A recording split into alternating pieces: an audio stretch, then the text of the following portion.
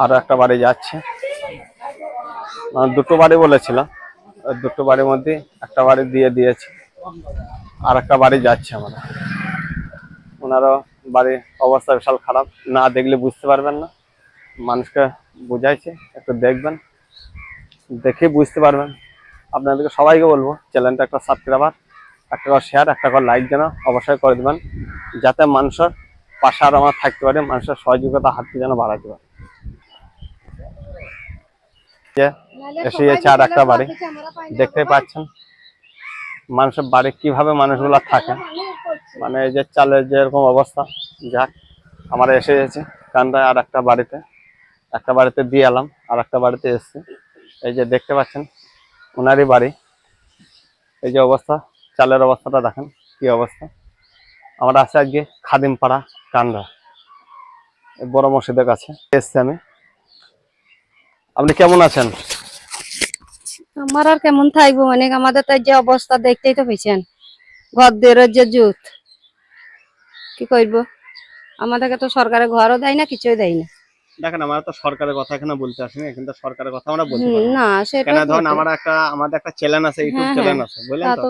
এবার সেগুলো আমরা নিজের পকেট থেকে আমরা খরচা বাণিজ্য করি, কি গরিব মানুষ যাদের ঘরের অবস্থা খারাপ, চালের অবস্থা খারাপ, যারা অন্ধ মানুষ, যাদের অসহায়, ঠিক আছে, তাদেরকে দেখেন আমাদের চালের অবস্থা আপনারাই তো দেখতে পেয়েছেন, দেখেন কি আর অবস্থা সেরকম আমাদের। ওরা জানে যে আমাদের বাড়ির এরকম অবস্থা, ফুলবাবুরা বলে যে আসলে বলবো, কে হয়তো কোনো সাহায্য হয়তো বলবো তোমাদেরকে। তা আমরা অনেক কিছুই আমরা পাই না, দেয় না আমাদেরকে। দেখেন, আমরা তো সরকারের কোনো পক্ষ থেকে, আমাদের নিজের ইয়া থেকে আমরা এসেছি।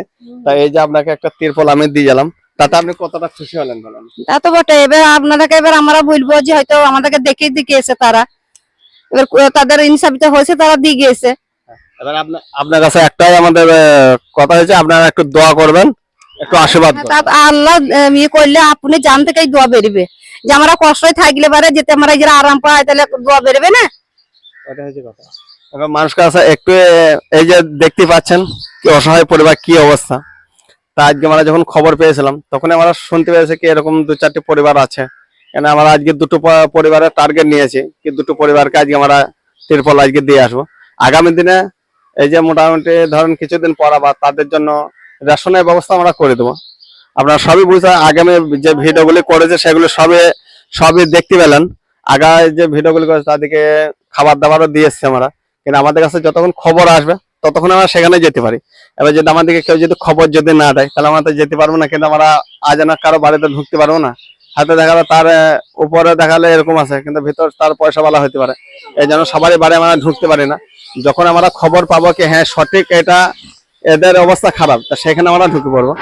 তবে আপনাদেরকে সকলকে বলবো, একটা করে লাইক, একটা করে শেয়ার, একটা করে সাবস্ক্রাইবার করে দিবেন, যেন গরিব মানুষের বাড়িতে যেই যেন আরো সহযোগিতা হাতটা বাড়াতে পারে। এবং আমরা পাশে থাকার আহ্বান জানাচ্ছি, আপনারা যেন পাশে থাকবেন, এরকম করে সহযোগিতা হাতটা বাড়িয়ে দেবেন, যেন মানুষকে আরো আমরা দিতে পারে, আরো ভালো করে আমরা প্রচারটা করতে পারে, মানুষকে এতে করতে পারে।